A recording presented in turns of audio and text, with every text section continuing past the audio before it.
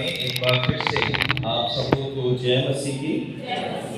परमेश्वर का एक बार फिर से हम धन्यवाद करते हैं कि परमेश्वर ने हम सबों पर यह अनुग्रह किया है कि हम एक बार फिर से उसके भवन में हैं, उसकी आराधना स्तुति करने के लिए, उसका धन्यवाद देने के लिए, उसके वचन पर मनन करने के लिए और अपने जीवन को उसके हाथों में सौंपने के लिए। आज जो वचन के हिस्से हमारे सामने पढ़े गए हैं, यशाया 50 और 4 से 10, भजन 89 जो है 34 से 51, और दूसरे व्यक्तियों 5 11 से 19 और यूहन्ना 11 45 से 53 तक जो है।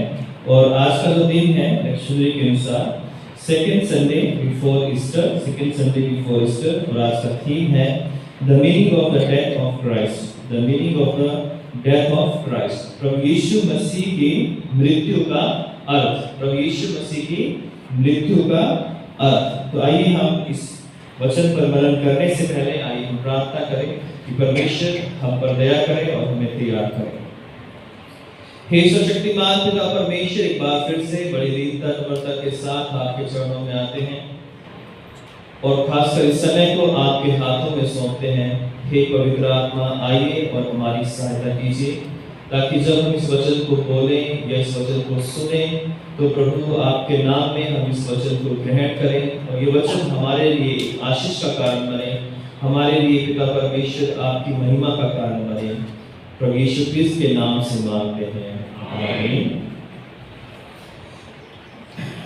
जैसा मैंने बताया कि आज का जो थीम है वो है प्रभु यीशु मसीह की मृत्यु का अर्थ। तो ये जो थीम है वो प्रभु यीशु मसीह के क्रूस से संबंधित है कि किस तरह से प्रभु यीशु मसीह को क्रूस पर चढ़ाया गया है। और आज की जो रीडिंग है वो यीशु मसीह के क्रूस पर चढ़ाए जाने से लगभग एक हफ्ता पहले की है, जब प्रभु यीशु मसीह ने लाजर को जिंदा किया था। उसके बाद बहुत सारे लोगों ने ये जब देखा कि लाजर को 4 दिन के बाद यीशु मसीह ने जिंदा कर दिया है, तो बहुत सारे लोगों ने यीशु मसीह पर विश्वास किया और बहुत बड़ी भीड़ जो है उसके पीछे हो रही, उसकी आराधना करने लगी, उसकी महिमा करने लगी। और इसी खुशी में जब प्रभु यीशु मसीह यरूशलेम में प्रवेश करेंगे अगले संडे जो है, तो बहुत सारे लोगों ने खजूर की डालियां ली थी और बहुत जय जयकार करते हुए, होशन्ना के नारे लगाते हुए उसका स्वागत किया था यरूशलेम के अंदर है। और उससे पहले हम देखते हैं कि जब लाजर को जिंदा कर दिया गया तो बहुत सारे लोगों को तो खुशी हुई, बहुत सारे लोगों को आनंद हुआ कि लाजर जिंदा कर दिया। ऐसा काम हमने कभी नहीं देखा गया, जो है हमारे लाइफ में हमने ऐसी कोई घटना नहीं देखी।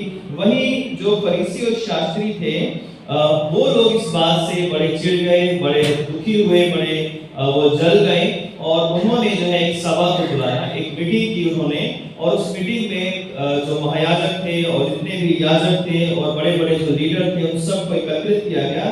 और उसके बाद लिखा हुआ है कि 47 में इस पर महायाजक और फरीसियों ने मुख्य सभा के लोगों को इकट्ठा करके कहा। तो एक यहूदियों की सिनहेड्रिन करके एक सभा होती थी जिसमें वो बड़े बड़े फैसले लिया करते थे, एक तरह से सीनेट होती थी उनकी, जहां पर वो जितने भी बड़े फैसले थे वो लिया करते थे। तो उन्होंने उस मीटिंग को बुलाया, बड़े बड़े जो उस समय के लीडर थे, महायाजक थे, याजक थे, तो उनको बुलाया और आपस में उन्होंने कहा कि हम क्या करते हैं, या यह मनुष्य तो बहुत चिन्ह दिखाता है, तो यदि हम उसको यूं ही छोड़ दें तो सब उस पर विश्वास कर ले आएंगे और रोमी आकर हमारी जगह और जाति दोनों पर अधिकार कर लेंगे।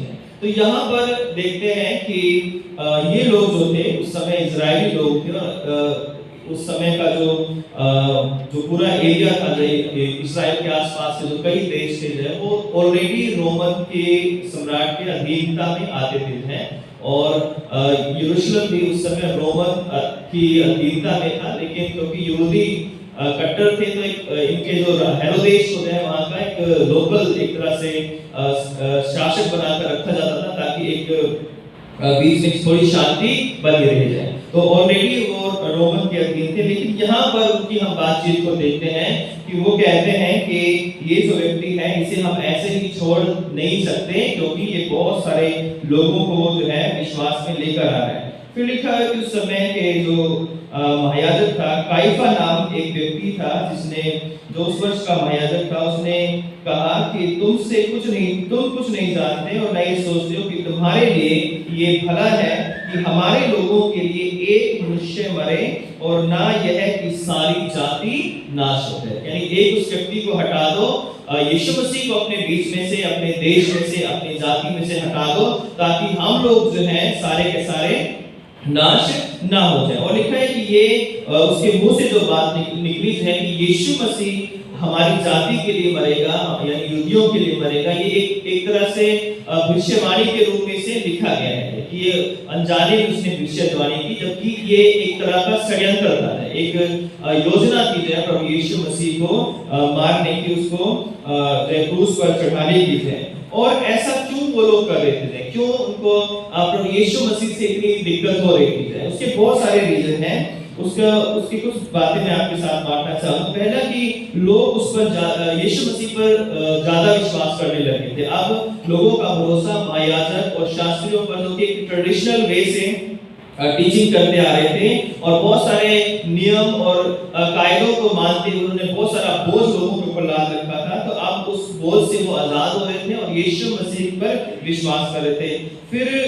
यीशु मसीह के चेले जो थे, भीड़ की भीड़ उसके पीछे बनती जा रही थी, उसके चेले जो है बनते जा रहे थे। तो वो लोग जो है उससे जलने लगे कि इसके पीछे तो बहुत सारे लोग जो है चलने लगे हैं। फरीसियों के पास जो अधिकार थे दशमांश लेने के या तरह के, वो जो लोग भेंटे लेकर आते थे, उनका जो उसको मैनिपुलेट करने के, वो सारे अधिकारों में उनको लग रहा था कि हमारे अधिकार छीन जाएंगे, हमसे अधिकार ले लिए जाएंगे। क्योंकि यीशु मसीह ने मंदिर में जाकर जो है घोड़ा बनाया था, जो वहाँ पे दुकानें लगी हुई थी और वहाँ पे जो शराबे बिजनेस कर रहे थे, जो है रुपयों को अदलने बदलने का जो है, तो वो सब क्या कर रहे थे, वो लोगों से को लूट रहे थे एक तरह से। तो यीशु मसीह ने उनके भीड़ों को पलट दिया, कबूतरों को खोल दिया, गधों को वहां से बाहर निकाल दिया।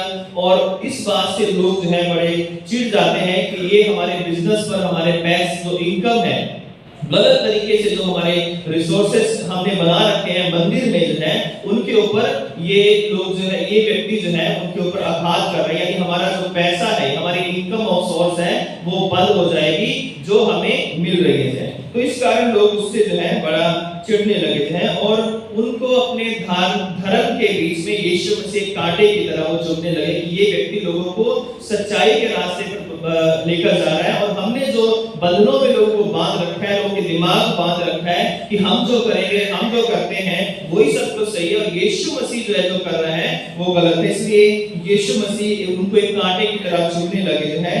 और जैसा उनके जो मन में इन सब बातों के लेकर ईर्ष्या की जाए, उन्होंने बहाना बनाया, जो सेनेड्रिन उन्होंने बुलाई, जो मीटिंग उन्होंने बुलाई, उसमें उन्होंने जो बहाना रखा कि रोमी आकर हमारे ऊपर अधिकार कर लेंगे, इसलिए इसको मार देना जरूरी है ना। तो रीजन तो बहुत सारे अलग थे, लेकिन कारण क्या रखा मीटिंग के अंदर? सब लोग पूछेंगे कि क्यों मारना चाहिए, तो उन्होंने कहा कि हम लोग इसे इसलिए मारेंगे क्योंकि इसकी वजह से हम लोग रोमियों की गुलामी में पूरी तरह चले जाएंगे। जबकि ऑलरेडी रोमन सम्राट जो थे पूरे उस समय बहुत सारे दुनिया के हिस्से के ऊपर जो है रोम का शासन था और इस्राएली लोग भी उस वक्त जो है उनकी गुलामी के अंदर थे जो है। और उनके पीछे जो मेन एक रीजन था वो था ईर्ष्या है, क्योंकि यीशु मसीह बढ़ रहा था, उनकी दुकानें बंद हो रही थी और जब उनकी दुकानें बंद हो रही थी तो उनको बेचैनी होने लगी, उनको एक असुरक्षा उनके अंदर फील होने लगी कि यीशु मसीह बढ़ रहे हैं, लोग बढ़ रहे हैं, लोग इसके पीछे बढ़ रहे हैं, लोग इसको उद्धार करता है, कोई प्रभु कहता है, कोई नबी कहता है, कोई मसीहा कहता है, लेकिन हमें अब लोगों ने पूछना बंद कर दिया है। और इस कारण जब फरीसियों और महायाजकों और शास्त्रियों को ये लगा कि लोग हमें जो पूछना कम कर रहे हैं, तो इससे अच्छा है कि उस व्यक्ति को वहां से हटा दो जो हमारे रास्ते में एक अड़चन बना हुआ है। इसलिए उन्होंने सोचा कि इससे बेहतर कि हम सब जो है परेशान हो, हमारी कमाई बंद हो, हमारे नाम हमारी महिमा है वो कम हो, हमारी प्रधानता वो चली जाए, हमारी लीडरशिप के ऊपर कोई क्वेश्चन करे, हमारे अधिकार के ऊपर क्वेश्चन करे, तो सबसे पहले क्या काम करो, उस व्यक्ति को ही वहां से हटा दो, पूरी तरह उसे नष्ट कर दो।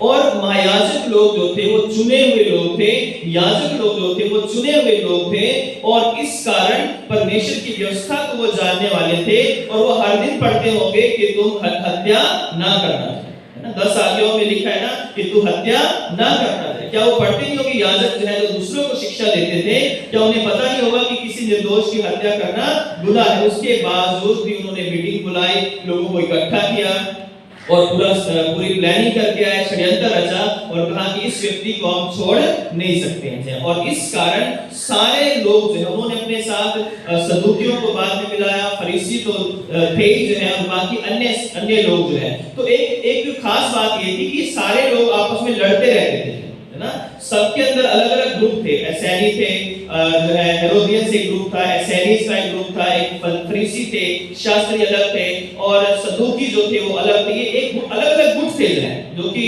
400 साल के पीरियड था जो यीशु मसीह से आने से पहले जो है, जो मलाकी और यीशु मसीह के आने में 400 साल का समय था, उसमें ये सब उत्पन्न हुए थे। इनका ये जनरेट हुए थे सारे जो है ग्रुप धीरे धीरे करके, लेकिन ये आपस में बहुत इनका विवाद था जो है शिक्षाओं को लेकर। लेकिन एक बात पर ये सहमत थे कि सारे के सारे किस बात पर सहमत थे? एक बात पर ये सहमत थे, यीशु मसीह, वेरी गुड, यीशु मसीह को मारने के लिए। आपसी कुछ भी प्रॉब्लम हो, लेकिन जब हमारा विरोधी जो है यीशु मसीह है, जो हमें हमारी कमाई को, हमारे बुरे कामों को जो है उड़ाना दे रहा है, हमें परेशान कर रहा है, तो उसको क्या करो, हम सब मिलकर क्या करेंगे, इसको यहाँ से हमेशा के लिए हटा देंगे है। तो यहाँ पर हम देखते हैं कि जो ईर्ष्या उनके मन में थी, उसको मेन जो रीजन था ईर्ष्या था। उसके बाद जो है फाइनेंशियल जो रीजन थे, पॉलिटिकल और सोशली जो उनके रीजन थे, जो है रिलीजियस उनके रीजन थे जो है यीशु मसीह को मारने के। तो हम देखते हैं कि यीशु मसीह को उन्होंने मारने का प्लान कर लिया कि जैसे ही उसको देखें, उसको पकड़ा जाए, उसे मार दिया जाए। तो इन सब के बावजूद भी क्या वो यीशु मसीह को मार सकते थे? ना, अगर उन्होंने मीटिंग भी बुला ली, उन्होंने सारी योजनाएं भी बना ली, क्या वो यीशु मसीह को मार सकते थे? नहीं मार सकते थे, क्योंकि यीशु मसीह को मारने का अधिकार जो है वो संसार में किसी को भी नहीं दिया गया था, जब तक यीशु मसीह खुद अपने प्राण देने के लिए तैयार ना हो जाए। यीशु मसीह के नाम को, उसके उस शख्सियत को जो है, उसके शरीर को भी कोई आघात नहीं पहुंचा सकता था यदि यीशु मसीह खुद जो है मरने के लिए तैयार नहीं होते थे, क्योंकि उसका जन्म भी मरने के लिए हुआ था। वो आया इसलिए था कि मनुष्य की छुड़ौती के लिए अपने प्राणों को दे देते। यानी वो कितना ही योजनाएं बनाते, लेकिन वो उसका कुछ भी नहीं बिगाड़ सकते थे यदि यीशु मसीह खुद बलिदान देने के लिए क्रूस पर तैयार नहीं होते थे। कई लोग कहते हैं कि वो क्रूस पर खुद को नहीं बचा सका, तो वो दूसरों को कैसे बचा सकता था? यीशु मसीह अगर एक फूंक भी मारते तो उस समय जो जितने भी लोग विरोधी थे, तो वो सारे उस वक्त मर सकते थे। अगर एक शब्द कहते यीशु मसीह, तो दुनिया जो है भूकंप आ जाता, आग आ जाती, स्वर्गदूत आ जाते, बहुत कुछ हो सकता था। लेकिन लिखा है कि उसने मेमने की तरह या भेड़ की तरह जो है उसने मुंह नहीं खोला, वध होने वाली भेड़ की तरह उसने, इशाया 53 में उसने मुंह नहीं खोला जाए, वो सब कुछ चुपचाप सहता रहा है, अपमानित होता रहा, अपने मुंह पे उसने थुकवाया जो है।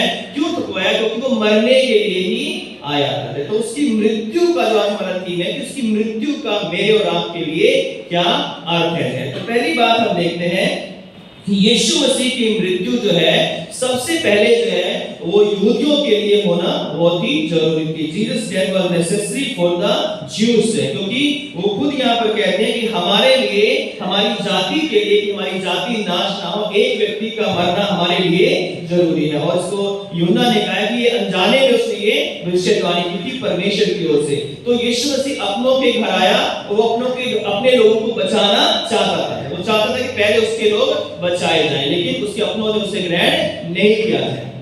और जिन्होंने उसे ग्रहण किया, उसने उन्हें परमेश्वर की संतान होने का अधिकार दिया। तो सबसे पहले जो रीजन था यीशु मसीह के मरने का, उसकी मृत्यु का था, वो यहूदियों के लिए था कि उन सब कर्म कांडों से, व्यवस्था से, उन बोझों से, उन गलत ट्रेडिशन ट्रेडिशन से जो सदियों से चले आ रहे थे, जिनके द्वारा उद्धार नहीं था, तो दिए तो गए थे अच्छे के लिए, लेकिन उसमें से भी लोगों ने बुराई को ढूंढ लिया था। इस कारण यहूदियों के लिए एक उद्धारकर्ता का मरना जरूरी था, और यीशु मसीह वो उद्धारकर्ता था जो सबसे पहले उसने यहूदी देश के अंदर, इजराइल के अंदर, यरूशलेम उसकी राजधानी थी, उसके अंदर अपने लोगों के लिए अपने प्राण दे दिए। दूसरी बात जो है, his death was necessary so we can live a new life। उसकी मृत्यु जो है वो जरूरी थी ताकि हमें एक नया जीवन मिल सके। अगर दूसरा कुरिन्थियों और उसकी 5 के हम दूसरा कुरिन्थियों 5 की 15 आयत पढ़ें तो वह लिखा है कि वह इस निमित्त सबके लिए मरा कि जो जीवित हैं वे आगे को अपने लिए ना जिए, परंतु उसके लिए जो उनके लिए मरा और फिर जी उठा जाए। तो वो हमारे लिए इसलिए मर गया कि हमें नया जीवन मिले, और हम ये नया जीवन जो है अपने लिए ना जिए बल्कि उसी के लिए, यानी यीशु मसीह के लिए जिएंगे। लास्ट संडे हमने पढ़ा था रोमियो 14 में 9 और 10 में कि हम अगर जीते हैं तो मसीह के लिए जीते हैं, अगर मरते हैं तो हम मसीह के लिए मरते हैं। एक गीत भी है कि मैं जीऊं या मरूं वो तेरे लिए, है ना।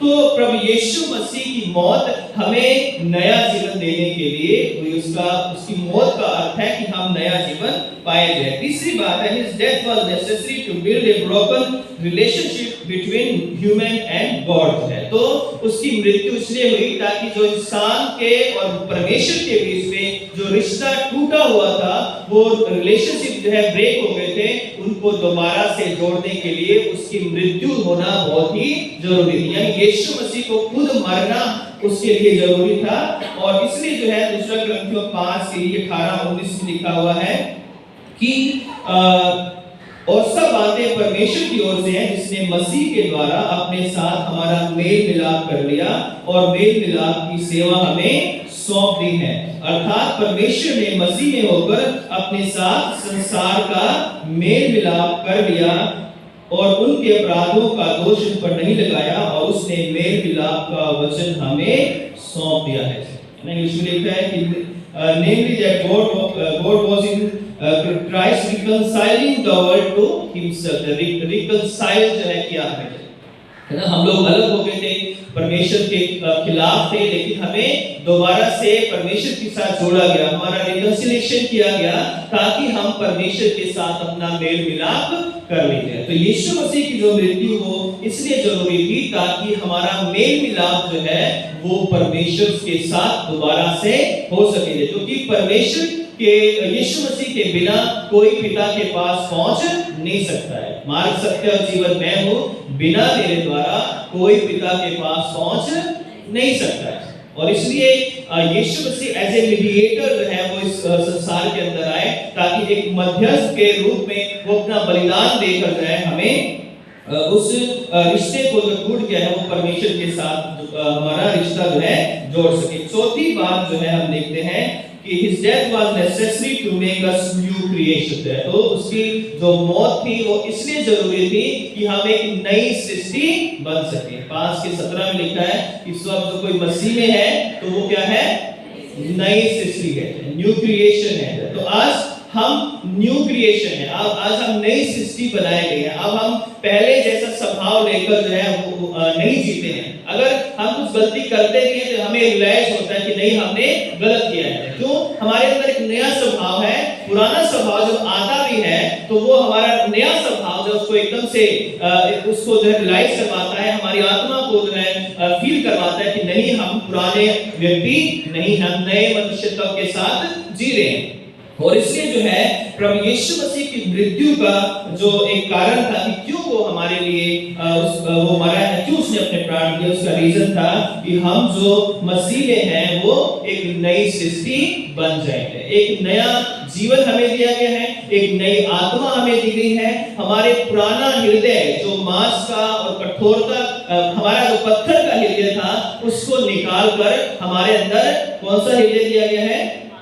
मांस का हृदय हमें दिया गया, इसमें प्रेम है, दया है, भावनाएं हैं, इमोशंस हैं, उसके अंदर जो है एक दूसरे के प्रति भलाई है, दया है, क्षमा है, वो हृदय हमें दिया गया है। और इसलिए हम एक न्यू क्रिएशन बनाए गए हैं। उसकी डेथ जो है वो हमें नया बनाने के लिए, हमें एक नई सृष्टि बनाने के लिए जो है उसकी मृत्यु जो है वो क्रूस पर हुई है। तो वो मरा ताकि हम एक नई सृष्टि बन सके। और लास्ट बात ये है कि Jesus death was necessary to give us a new give us a eternal life है। तो eternal life and new hope after death है। तो प्रभु यीशु मसीह की जो मौत जरूरी थी ताकि वो हमें नया जन्म या अनंत जीवन और एक नई आशा, जो मृत्यु के बाद हम आशा करते हैं कि हम नीले आसमान के पार जाएंगे, वो तभी संभव हो सका जब यीशु मसीह ने अपना प्राण दिया था। अगर यीशु मसीह नहीं मरते तो हम कभी नहीं जीते थे ना। यीशु मसीह नहीं मरते तो हम बड़े हियाव के साथ मृत्यु के सामने भी परमेश्वर की आराधना नहीं करते थे। हम ये नहीं कह सकते थे कि मृत्यु के बाद भी हमारा यीशु मसीह प्रभु है। अगर सब कुछ मृत्यु तक ही है तो मृत्यु के बाद हमें प्रचार करने की जरूरत नहीं थी। पहला कृत्य अगर हम 15 अध्याय पढ़ें, पौलुस यही कहता है कि यदि मसीह नहीं जी उठा, मुर्दों में से नहीं जी उठा, तो हमारा प्रचार करना, हमारा गवाही देना, हमारा लोगों को सुसमाचार सुनाना और हमारा ये लोगों को बताना कि यीशु मसीह मरा है और दोबारा से उठा है, ये सब कुछ क्या होता था? व्यर्थ हो जाता है ना। अगर यीशु नहीं मरता तो आज हम जिंदा नहीं होते थे। सांस तो ले रहे होते हैं ना, सांस से सब कुछ हो रहा होता, लेकिन हम आत्मा में मरे होते थे। जैसा लास्ट संडे भी हमने मनन किया था कि हमारा यीशु जब लाजर जब मर गया तो यीशु खुश हुआ, आनंदित हुआ कि मैं आनंदित हूं कि लाजर मर गया है। तो हम आज अगर मरे हैं तो यीशु मसीह में पाप के लिए मर के हम नया जीवन पाएंगे। और ये कैसे संभव हुआ है? ये संभव हुआ है प्रभु यीशु मसीह की मृत्यु के द्वारा से। तो प्रभु यीशु मसीह की जो मृत्यु है वो बहुत जरूरी थी संसार के लिए, क्योंकि यीशु मसीह जब संसार में आए तो अपने आप को बचाने के लिए नहीं आए थे, ना वो किसी से युद्ध लड़ने के लिए आए थे दुनिया में, है ना। उसका युद्ध जो था वो आत्मिक सेनाओं से था, शैतान की शक्तियों से था, अंधकार की ताकतों से था, क्योंकि वो जो ताकतें दिखती हैं उनसे तो मनुष्य भी लड़ सकते हैं, है ना। जो ताकतें दिखती हैं उनसे तो मनुष्य भी लड़ सकते हैं, लेकिन यीशु मसीह उन ताकतों से लड़ा जो किसी मनुष्य को दिखाई नहीं देती है। और वो ताकतें जो मनुष्य की बुद्धि को, मनुष्य के हृदय को, मनुष्य की जुबान को, मनुष्य के विचारों को प्रभावित करती है, लेकिन वो दिखाई नहीं देती है। इसलिए यीशु मसीह जो है वो पाप की जड़ से लड़ने के लिए आए थे। वो यीशु मसीह इस संसार में इसलिए आए थे कि ताकि शैतान को अपनी मृत्यु के द्वारा हराकर मनुष्य को शैतान के चंगुल से हमेशा के लिए, उसकी दास्तान से हमेशा के लिए उसे छुड़ा ले, और छुड़ाने के बाद उसे एक न्यू क्रिएशन बनाकर परमेश्वर के सामने खड़ा करें और कहें कि अब से ये न्यू क्रिएशन है।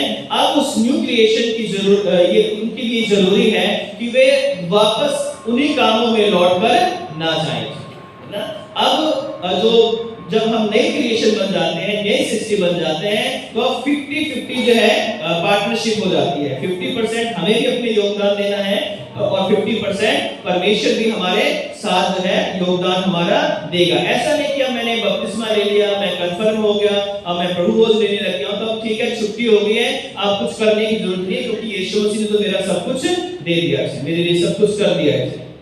अगर हम जो प्रभु यीशु मसीह ने उसकी मौत के द्वारा नया जीवन पाए हुए लोग अगर सावधान नहीं होंगे, जागृत नहीं होंगे, तो वही जिससे युद्ध यीशु मसीह ने लड़ा है वो आएगा और आकर फिर से हमारी बुद्धि, हमारी समझ पर, हमारे व्यवहार पर, हमारी सोच पर क्या कर लेगा? दोबारा से कब्जा कर लेगा। इसलिए पतरस ने भी कहा कलीसिया को कि सावधान रहो, क्योंकि तुम्हारा विरोधी शैतान इस ताक में रहता है कि किसको कब फाड़ खाए। पहला पतरस 5 और 7 या 8 में ये बात लिखी हुई है कि सावधान रहो। तो जब हम न्यू क्रिएशन हम बन गए हैं, हमें हमारा रिलेशनशिप परमेश्वर के साथ बिल्ड हो गया है, हमें जो है एक आशा मिली है, मृत्यु के बाद भी जीवन की जब हमें आशा मिली है, तो अब हमें ज्यादा सावधान होने की जरूरत है, क्योंकि जो हमारे पास है अभी भी करोड़ों लोगों के पास नहीं है। वो आशा, वो भरोसा, वो विश्वास, वो आनंद, वो शांति, वो वचन, वो पवित्र आत्मा, वो उसके दान, वो उसके आत्मिक जो शांति है, वो अभी भी बहुत सारे लोगों के पास नहीं है। तो जब हमारे पास बहुत कुछ दिया गया है हमें, तो उसे संभालने की जिम्मेवारी भी बहुत ज्यादा है ना। जिसके पास, जिसको ज्यादा दिया गया है उससे ज्यादा लिया जाएगा, और जिसको थोड़ा दिया गया उससे थोड़ा लिया जाएगा। तो हम वो लोग हैं जिन्हें ज्यादा दिया गया है, हमें ज्यादा दिया गया। तो आज भी यीशु मसीह की जो मृत्यु है वो बहुतों के लिए एक आशीष का कारण है, और बहुत सारे लोग आज भी उस मृत्यु को या उस बलिदान को ठट्ठों में उड़ाते हैं। और जब हम प्रभु यीशु मसीह का अपने जीवन से इनकार करते हैं, तो आज भी हम उसे क्रूस पर चढ़ाते हैं, आज भी हम उसे मारते हैं जब हम मरना नहीं चाहते थे। हम जिंदा रहना चाहते हैं शैतान के कामों में, अपनी लालसाओं में, अपने दुनियावी चीजों में जो है, अपने पापों में हम अगर जीना चाहते हैं तो हम यीशु मसीह को मारते हैं, है ना। और इसमें लिखा हुआ है पहला कुरिन्थियों उसकी पहला अध्याय और उसके 18वीं आयत में लिखा हुआ है, क्योंकि क्रूस की कथा नाश होने वालों के लिए मूर्खता है। क्रूस की कथा नाश होने वालों के लिए मूर्खता है। जो लोग नाश होने वाले हैं वो यीशु मसीह की मृत्यु को आज भी मूर्खता समझते हैं, है ना। वो सोचते हैं कि अरे ये तो होना ही था, ये तो लिखा था, हो गया है, लेकिन अब मेरे लिए जो है इसको कुछ करने की जरूरत नहीं है, क्योंकि क्रूस की कथा नाश होने वालों के लिए मूर्खता है। जो नाश होने के लिए संसार में अपना जीवन जी रहे हैं, वो क्रूस के पास कभी आना नहीं चाहते थे। जो क्रूस के पास आएगा वो अपने अहम को, अपने घमंड को, अपनी ईर्ष्या को तोड़कर आएगा, और वो दीन होगा, जो परमेश्वर के आगे दीन होगा, परमेश्वर उसे शिरोमणि करेगा, परमेश्वर उसे बढ़ाएगा। और जो अपने आप को तोड़ेगा नहीं, अपने आप को नहीं जो है मारेगा, अपने पाप को, अपने अहम को नहीं मारेगा, वो परमेश्वर के पास कभी नहीं आ सकता है। इसलिए जो क्रूस की कथा है वो नाश होने वालों के लिए मूर्खता है। लेकिन आगे फिर क्या लिखा हुआ है, परंतु हम उद्धार पाने वालों के लिए परमेश्वर की सामर्थ्य है। हम उद्धार पाने वालों के लिए, तो दो तरह के लोग इस दुनिया में जी रहे हैं, वो जो नाश होने वाले हैं, वो जो उद्धार पाने वाले हैं, और मौका दोनों के लिए इक्वल है। उद्धार पाने वाले भी अपने उद्धार को खो सकते हैं यदि वो सावधान नहीं रहेंगे, और नाश होने वाले नाश होने से बच सकते हैं यदि वो पश्चाताप करके प्रभु यीशु मसीह की मृत्यु पर विश्वास करें, उसे अपना प्रभु उद्धारकर्ता स्वीकार करें। तो फैसला जो है आज भी मेरे और आपके हाथों में है। अगर हम कहते हैं कि हम नई सृष्टि बनाए गए हैं, तो हमें जिम्मेवारी भी ज्यादा दी गई है। हमें नई सृष्टि की ज्यादा जिम्मेवारी जब दी गई है, तो हमें ज्यादा सावधान रहने की जरूरत है। प्रभु यीशु मसीह ने भी कहा था कि जागते रहो कि तुम परीक्षा में ना पड़ो। जागते रहो, जागते मतलब सावधान रहो, है ना। उन 10 कुंवारियों का वर्णन, एक दृष्टांत यीशु मसीह ने दिया था। और भी कई जगह जो है, जब पतरस और चेले जब सो रहे थे गethsemane में, तो वहां पर क्या तुम मेरे साथ 2 घड़ी भी जाग नहीं सके थे। जागते रहो, प्रार्थना करते रहो कि तुम परीक्षा में ना पड़ो। तो आज समय जो है वो बहुत कम है हमारे पास, जो है आज हमारी लाइफ का कुछ भरोसा नहीं है। यीशु मसीह के आने का कुछ समय हमें किसी को पता नहीं है कि वो कब आएगा। वो कल भी आ सकता है, वो हफ्ते बाद भी आ सकता है, वो बहुत सालों बाद भी आ सकता है। इसका कोई किसी के पास जवाब नहीं है।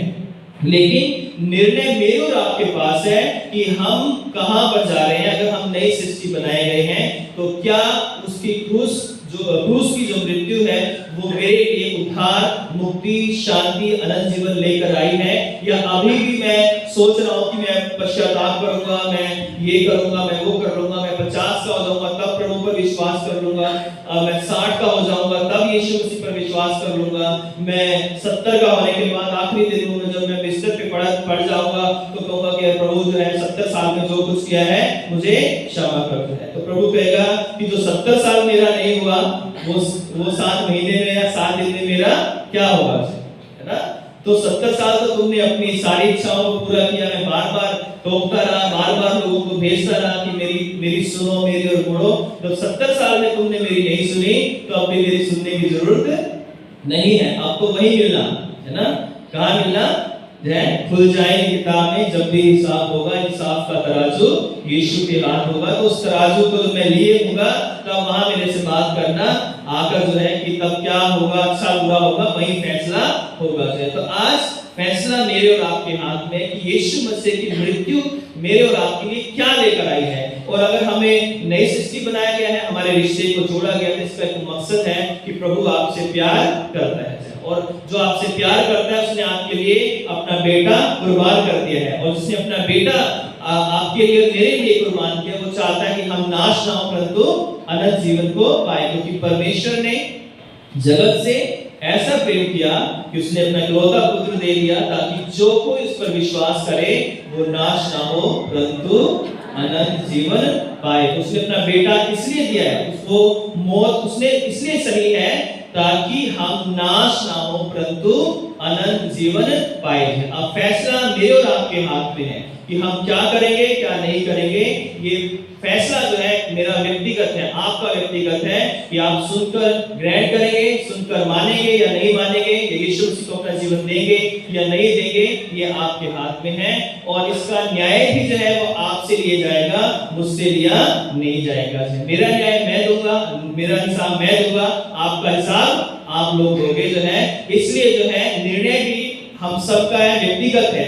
ये फैमिली निर्णय नहीं ले सकते या हम पड़ोसियों को बुलाकर निर्णय नहीं ले सकते कि मैं यीशु मसीह को मानूं या नहीं मानूं। ये आपका व्यक्तिगत फैसला है। अगर आप उसकी आवाज को सुनो तो अपने हृदय को कठोर ना करो जैसा उन लोगों ने मस्सा और मरीबा में किया था। आज ही उद्धार का दिन है, आज ही प्रभु के ग्रहण करने का दिन है। प्रभु इन वचनों के द्वारा आप सबों को बहुत बहुत आशीष और बरकत दे।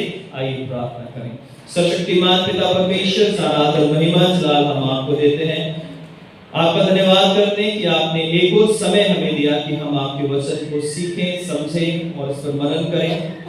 प्रभु आपका वचन बार-बार हमें आपकी ओर मुड़ने के लिए प्रेरित करता है। होने दे प्रभु हम हमेशा आपकी उस क्रूस की मृत्यु को याद रखें जो प्रभु आपने दुख सहे, वो मेरे गुनाहों के लिए, आपने इस पूरे कलीसिया के लिए, इस संसार के हर एक व्यक्ति के लिए आपने अपना खून बहाया है। होने दे पिता ये संसार आपके रास्तों पर चले, आपके नाम में उद्धार पाए और अनंत जीवन का वारिस हो सके। पिता इस पूरी कलीसिया को आप आशीषित करें, यीशु ख्रिस्त के सामर्थी नाम से मांगते हैं, आमीन। आप सबको जय मसीह की।